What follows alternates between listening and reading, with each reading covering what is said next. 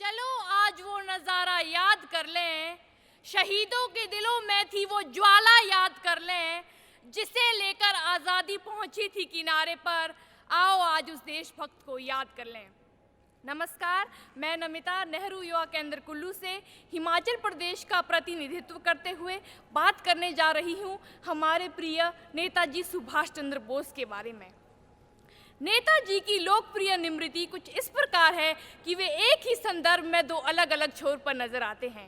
नेताजी की एक छवि अपने प्राणों का उत्सर्ग करने वाले राष्ट्रभक्त के रूप में नजर आती है, तो वहीं उनकी एक छवि वर्दी पहने सीना ताने कुशाग्र बुद्धि वाले ऐसे व्यक्ति के रूप में नजर आती है जिन्होंने राष्ट्र के लिए सब कुछ त्याग कर दिया।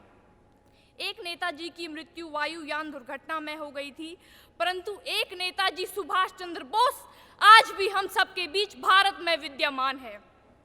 आज जब भारत आज़ादी का अमृत महोत्सव मना रहा है, तो हम सबका कर्तव्य है कि हम नेताजी के योगदान का नव भारत के निर्माण में उपयोग करें।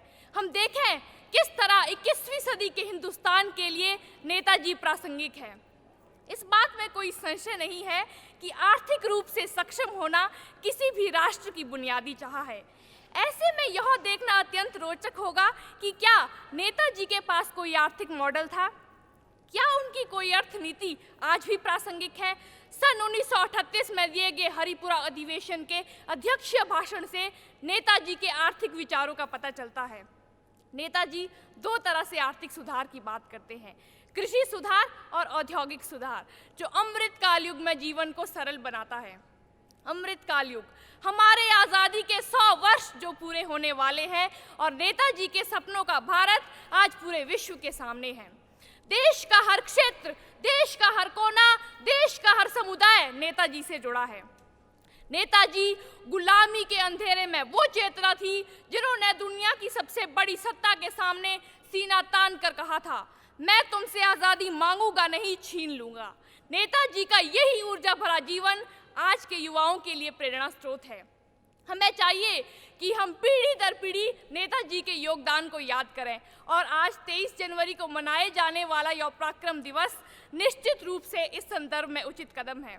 मैं धन्यवाद करना चाहती हूँ माननीय अध्यक्ष महोदय जी का और प्राइड का, जिन्होंने मुझे आज नेताजी पर अपने विचार व्यक्त करने का मौका दिया।